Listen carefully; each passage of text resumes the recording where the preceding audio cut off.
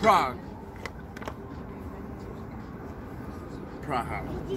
So, this spot right here is where the history of the region started. This is the Vlatava River Valley here. It's been inhabited actually by prehistoric man many hundreds of thousands of years ago. But first records we found of things is about 4000 BC to 500 BC. There are several different tribes in the area. Celtic and Germanic tribes. Permanent communities were dotted around here. You know, small, very small. Actually, the name Bohemia comes from one of the tribes that named it that, the Boii tribe. They were the most dominant in the area around 500 BC, 2,500 years ago. So, the Germanic tribes migrated in and assimilated from Germany area, and so did Slavic tribes from the east. All came together here with this river as their highway, and you know, they coexisted well. Not a lot is known about that time. 512 AD, the Byzantine Empire actually wrote about Prague, and the peoples are here, Slavic peoples. So, around 500 BC, legend has it, Czech Bohemian tribal princess was so mad about the clans of men that dominated that society, but actually it wasn't the men, it was the women that ruled that society. And she could tell the men were getting upset about that. So she broke tradition and married a humble farmer. The most humble guy possible. Someone that would never be a leader, and made him the king. Starting out the first Bohemian dynasty ever. Different Slav peoples settled on opposite sides of this river. There's a river over there. And actually, a French trader, a Frankish man, united the Slav tribes together to kick out a people from the Caucasus regions that came in around 600 or so AD, 500 AD.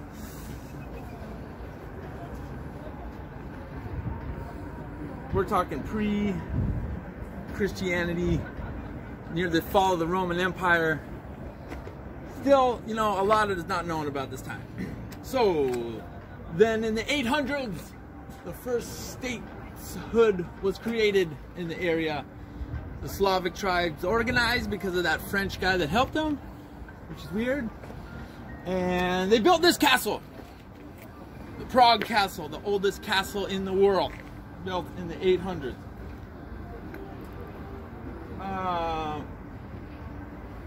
Greater Bohemia became first a part of the Czech Greater Moravia, which Vlatava was a part of.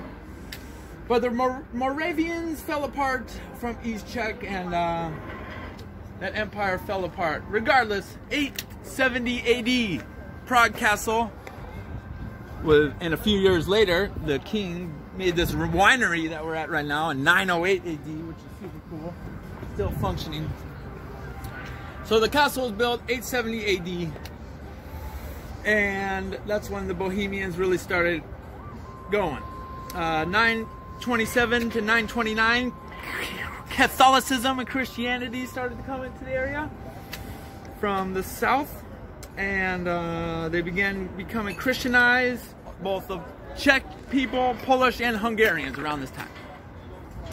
The early days, though, had a lot of squabbling and internal fighting for the rulers of who ruled the city. All in all, though, from about 800 to 1000, Prague was an important trading hub. Like I said before, rivers were the superhighways of the ancient past. Many ethnicities were here. German-speaking people, Czech, Polish, probably tons of other Europeans. Even an Arab trader wrote about Prague in his diaries when he visited here in the 900s. That's crazy. A Muslim Arab trader was coming through here over 1,000 years ago and wrote about how beautiful Prague is. Wow. So, 950 AD, the Saxons, which are Germanic people from the southeast of Germany, took over Bohemia. In 973 AD, the whole place was officially Catholic, and it was set up as a Bayasfrik, which was pretty much you're either Catholic or you. Anyways, that's when it officially became Catholic altogether, and it became part of a loose organization of kingdoms, dukes, and city-states called the Holy Roman Empire. Bohemia was now a part of that, and the city of Prague. So we're getting into the 1000s here. All this is real confusing to me. The dukes, the royals, the marriages, all these European things. I read about it a lot and I still don't fully understand it, but this is what was going on at this time. And you know, Czech people though, even though there were Germans in here and Saxons and all these other peoples, they were the ruling princes on the Germans' behalf from this castle of this city, which a lot of this wasn't built yet, but of this city till about 1212 AD. So that's a good over 200 years of those times. They had some autonomy though, even though the Saxons and Holy Roman Empire were their, who they had to ally with, whatever they were doing. They had some autonomy, the Bohemian Kingdom and Prague, and it was a real proud place of the Czech people. But also, many German people and Jewish people were part of the population. All right, we're at about 1,000 years ago. Next half in the next section. All right, we're in the new center of Prague that began to get built up after we left off the last story. So we had our times in the 1000s, 1100s, 1200s. Saxon Germans kind of ruled the city. By far though, it was still run by Bohemian princes and dukes and whatever. It's confusing, but Czech Bohemian princes ruled basically on the Saxon Germans' behalf till about 1212, with some autonomy. But 1230, Old Town Prague was built up, which is right over there. And here was built up the Lesser Quarter in 1257, including this market square and all these awesome buildings we have.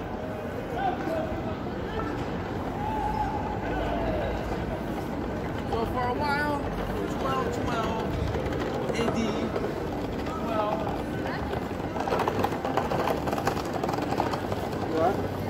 1278, there was an independent city-state kind of thing going on, where Bohemian rulers ruled the city and Bohemia. That stretched really far, actually, all the way down to the Adriatic Sea, Mediterranean, and all through where now Poland is in Cilicia. But in 1278, there was a big battle, and Austrian Habsburgs defeated the Bohemian army. So Austria ended the Bohemian rule, which didn't really come back for a long, long time. By 1306 AD,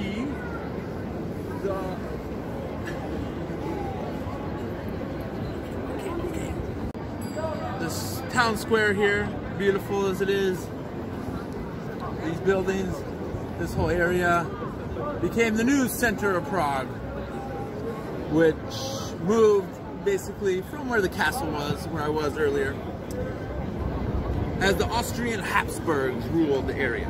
So during this time, a lot of Germans started moving in, mixing in with the Czech Bohemian people. There's a lot of Jewish also. The Luxembourg family from an area of Germany had times ruling the city and all of Bohemia. But the city had many multicultural aspects, with the Germans mixing with the Slavs and all, going back to the early 1200s. Again, a lot of confusing royal European things. So the 1300s though, when this was all being built up, was a glorious time for Prague.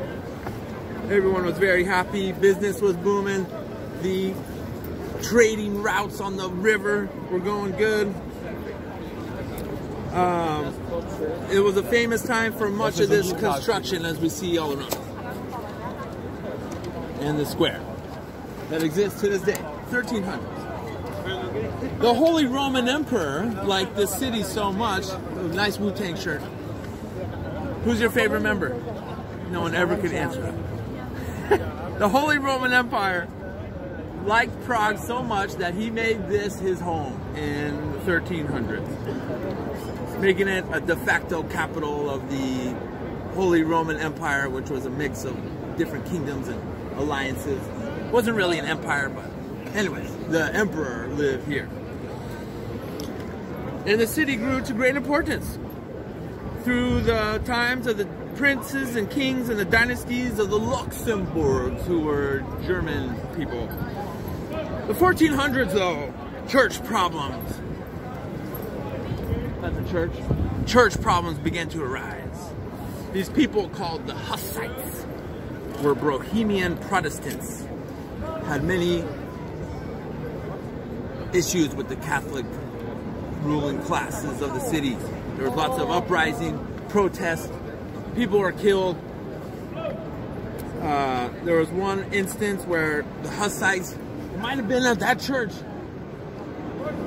I think it was, they pushed some Habsburgs out of the windows down to their death. It was a contentious time, the Protestant Reformation in Europe. So the Catholic Church, led by the Pope and the Habsburgs, decided to retake Prague again. The Protestants and Catholics coexisted briefly in the early 1400s. But the Pope, this time all the way from the Vatican, ordered a second crusade on the city of Prague to dispose it of all heretics and make everybody Catholic again. What a crazy time in history, huh? You know, living your life, you think you can believe whatever you want. People living here at that time didn't really have a choice. It was really crazy. Very violent, probably very scary. Anyways, the city, through all this, was still flourishing, actually, and a royal alliance was made between Poland and made a union between the old Bohemian royalty and Polish royalty at this time, 1400s. So by 1526, the Austrian Habsburgs once again ruled the city. A lot of what we see today, beautiful Renaissance architecture, was built during these times. In all this confusedness, because of the Game of Thrones like shit that happened in reality with the royals and marriages and alliances, Austrians, Germans, Polish, Jagolians, someone's yelling. There was even this one crazy king in Prague Castle. He like went crazy inside the castle, and he would have all these strange exhibitions with astrologers and mysticism, and yeah, it's really interesting. Anyways, more German Protestants, Calvinists and Lutherans primarily, began moving into the city, stoking again more religious tension.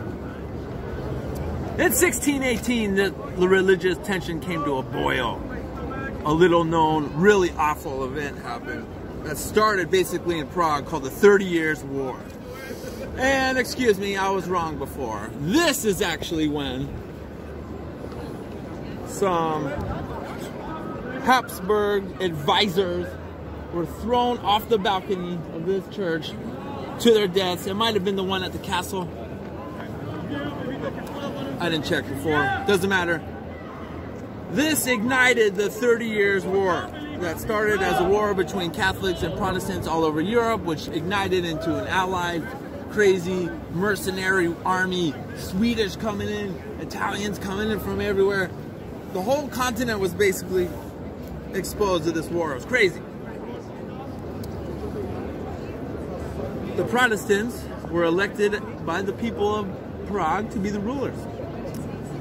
And it affected the city nominally at first in the 1618s, 1620s, but then the Catholic Habsburgs won a decisive battle against the Protestant Czechs in 1621. There was a revolt in the city, and it was taken down, leading to 27 nobles, Protestant nobles of Czech descent, being executed with sword stabbed to the stomach to guarantee slow death right here in this town square for everybody to watch as punishment. Crazy to think about that. All these people partying and everything. It's a different atmosphere in the 1600s. There's still someone yelling out.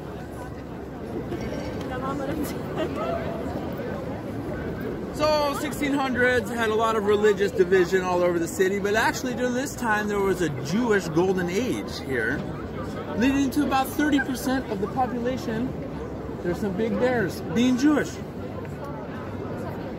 Having a very nice Jewish quarter of the city, which is over there.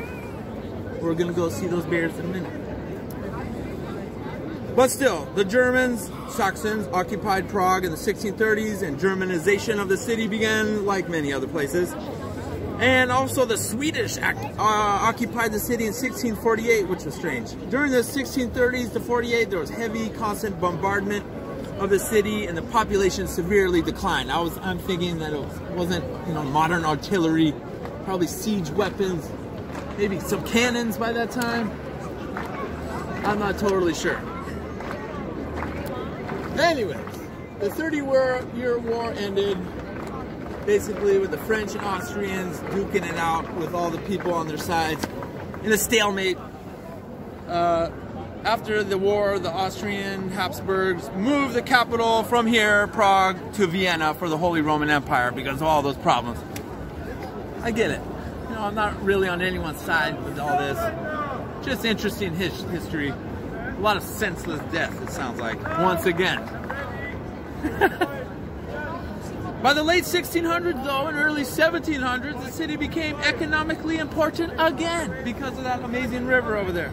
The 1800s actually saw a lot of Czech nationalist movements through all the times of this city, starting from the 800s. There was always a Bohemian / Czech, the same thing, majority population, even through those times with the Austrians and Germans, and a large Jewish, mostly Anastasia Jew people here, but also always a Germanic / Austrian, you know, Saxon, that kind of people here as well. The rest of the more modern history on part 3, Prague.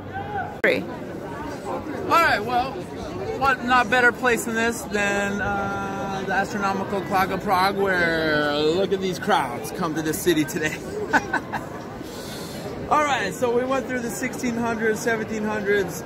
The city began to be economically important again, although ruled by the Austrian Habsburgs, still a part of the Austrian-Hungary Empire, actually. The Czech people, though, really were proud and, you know, had a lot of movement, political gains in the 1800s. The Napoleonic Wars happened, which ended the Holy Roman Empire in the early 1800s, which shifted into the Austro-Hungary Empire, so the city kind of stayed in the same hands. Regardless, 1848, after the local, always majority Czech people in the city began to want more autonomy. Look at this clock, pretty cool, right? I believe it was 1400s, a little bit further back in our history. 1848 revolutions, which one of my ancestors was involved in, Matthias Supan, who was in the Austro-Hungary army, began popping up all over Europe, and including here. The Czech people tried to revolt. They were crushed brutally, unfortunately, just like everywhere. But this forever changed everything with the Austrian-Hungary Empire and all the places that they ruled, and it really did.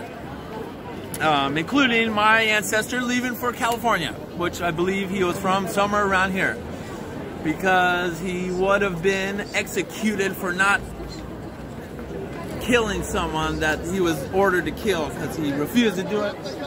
Something like that. So, 1848, I have involvement here, baby. Ooh, look at these crowds here now. By 1860s, Czech leadership was winning elections and gained major political power over the ever-shrinking German minorities, German/Austrian. Let's get out of the crowds. I'm about to talk about the always intense 20th century. So, as we talk about that, let's get away from the crowds. Because I tell it how it is, man. Let's move back here. So we're next to a restaurant. Czechia, Prague. Okay. Sorry.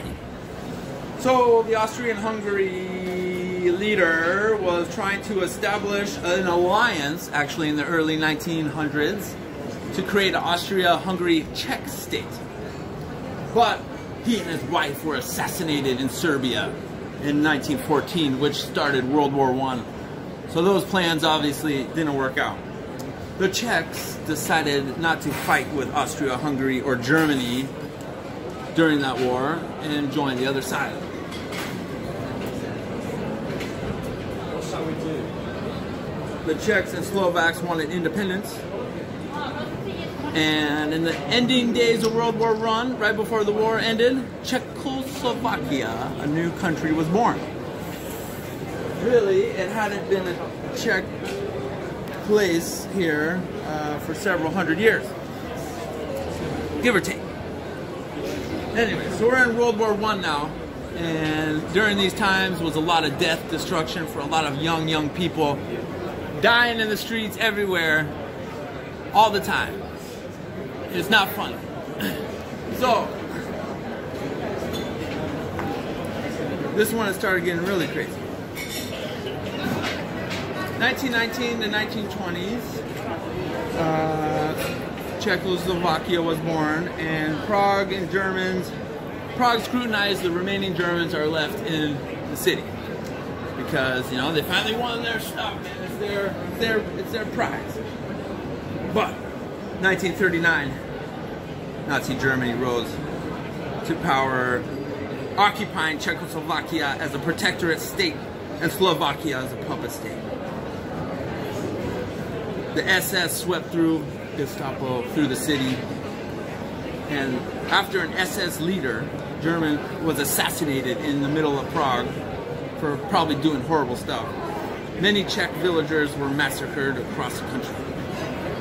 Most of the city's Jews, over 100,000, were sent to concentration camps. 90% died from Prague alone.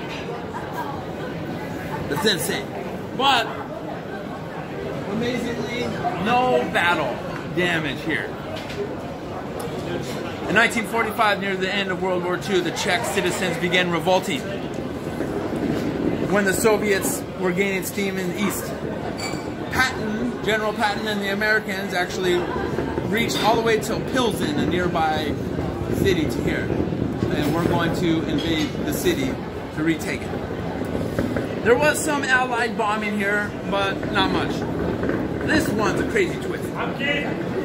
Russians who had joined the Nazis, but then they switched sides again while they were here, joined the Chechen side and helped win the battle. The Czech people actually is one of the few places they liberated this city on their own from Nazi Germany. The Nazis fled. They didn't destroy anything. The Soviets came in, and all German-speaking people were expelled from the city in actually pretty horrific death march, where thousands of people died marching to their new territories and homes.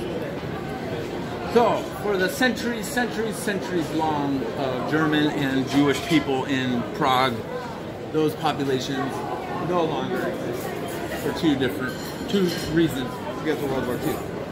So here we go into the more modern era. Eastern Bloc communist rule as an independent Czechoslovakia again. Communist Party actually won a lot of elections in their 40s and 50s, but they were not controlled by the Soviets actually, like a lot of other countries. They had their own thing going on, obviously aligned with other communist countries. A lot of uprisings occurred though for freedoms over the decades. Many people actually were sadly imprisoned, sent to labor camps, and killed in the 50s and 60s for dissent. 1967 and 68, intellectuals wanted to spring with a more socialist view away from communism, but the Soviets and all other Warsaw Pact nations invaded the city with tanks, occupying the city. Another one in 1977 was also repressed. Many intellectuals who led these movements were forced to be low-wage jobs like street cleaners. They were like doctors, professors. They had everything taken from them. The ones that weren't sent to like labor camps. I don't know exactly what happened. This is just what I read. But the Czech government during the late 40s, 50s, 60s, 70s, and 80s seemed kind of crazy. Just my opinion. Does that have an effect on the place today? I would think so. There was probably less crowd than tourists, man. Jeez. Would have been interesting to see that instead. Anyway. 1989, now I'm alive.